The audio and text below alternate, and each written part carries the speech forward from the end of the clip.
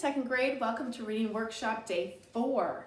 So I've been wanting to read you this next chapter. I was so excited, but I waited for you. So I'm going to get right into the next chapter of Mercy Watson Fights Crime. Screech! Mercy woke up. Screech was the sound the toaster made when it was being pulled across the kitchen counter. Mercy Watson loved toast. She particularly loved toast with a great deal of butter on it. Mercy got out of bed. She pricked up her ears. She listened. Mercy heard Mr. Watson snoring. She heard Mrs. Watson snoring, who was downstairs making toast. Mercy went to the top of the stairs. She looked down into the darkness. Clang went the toaster. Clang was the sound of the toaster made when Mrs. Watson turned it upside down to clean out all the crumbs. Mercy was making toast. Mercy went down the dark, dark stairs. She headed for the kitchen. All right. I'm going to determine what's important in this chapter. But I feel like I got off track a little bit and I'm not exactly sure. I feel like Mr. and Mrs. Watson were snoring and it woke Mercy up, so she decided to go make toast. Right? No? Okay, let me think. Friends, you know what? Remember how researchers said that we second graders are in danger of losing track of the storyline? I think that might have just happened to me. I feel like I was ready to read. I had my book ready. My eyes were reading, but I don't think that my mind was actually in this book. My mind was thinking about my laundry that I'm gonna switch pretty soon. You know what? My mind was in La La Land. Does that happen to you sometimes? Well, you know what? Today we're going to talk about when you get off track, you need to stop yourself. You need to reread and answer questions. And guess what? I also have a little emergency toolkit for when my reading gets off track. You can use this toolkit too. Look what I have in my toolkit. I have some questions that I can use as tools to help me not lose track of the storyline. So let's see the first question. The first question said, what happened earlier in the book? Oh, wow. You know what? That's funny because we left little breadcrumbs to remind ourselves of what happened earlier in the book. Remember, this book was in chapter 1, was when Mr. Watson, Mrs. Watson, Mercy, they were sleeping. And they usually slept really well, but not this night. And then that chapter 2 was about when Leroy Ninker, who wanted to be a cowboy but was a thief at the time, was robbing the Watsons' house. Oh yeah, and I remember he was gonna steal the toaster, and as he was stealing it, it was screeching and clanging across the counter. I'm going to read a little slower and more engaged with my mind this time to see if I could retell what happened in chapter 3. Screech! Mercy woke up. Screech was the sound the toaster made when it was being pulled across the kitchen counter. Mercy loved toast.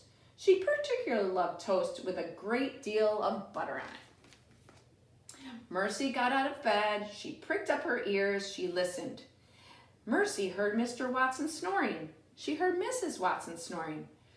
Who was downstairs making toast? Mercy went to the top of the stairs. She looked down into the darkness. Clang went the toaster. Clang was the sound the toaster made when Mrs. Watson turned it upside down to clean out all the crumbs. Somebody was making toast. Mercy went down the dark, dark stairs. She headed for the kitchen. So this chapter was all about, when I think about what's happening now in the story, this is the chapter when Mercy was excited because someone was making toast. I can tell she's excited because I slowed my motor down and I'm looking at the illustrations.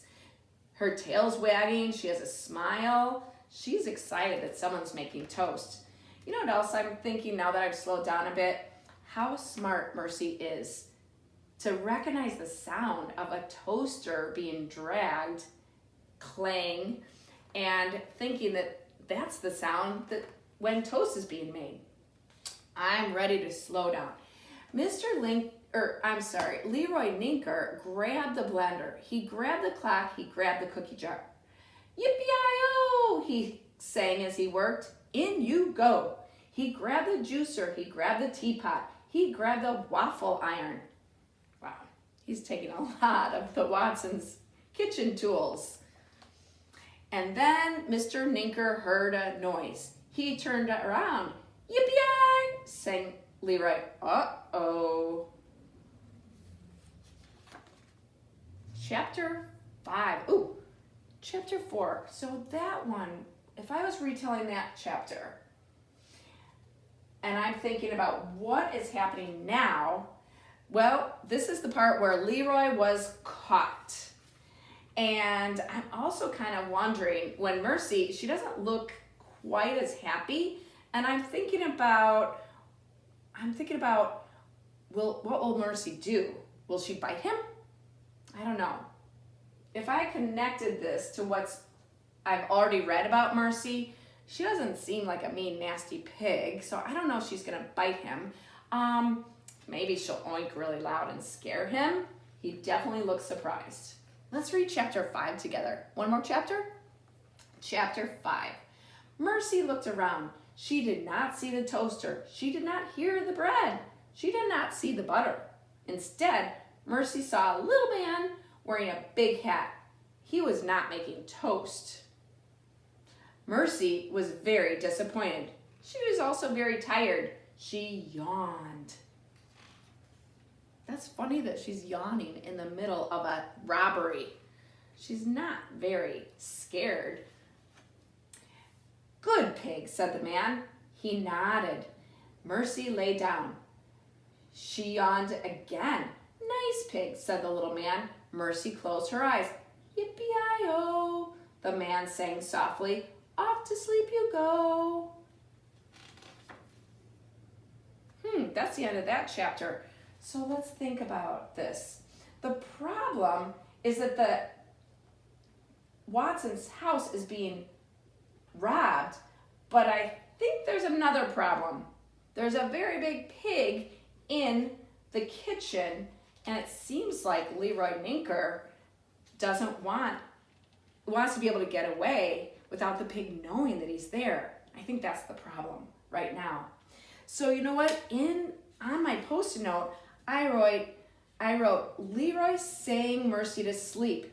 And I also was thinking, now that I've slowed my brain down and I'm so much more engaged, I've also thought about this fact.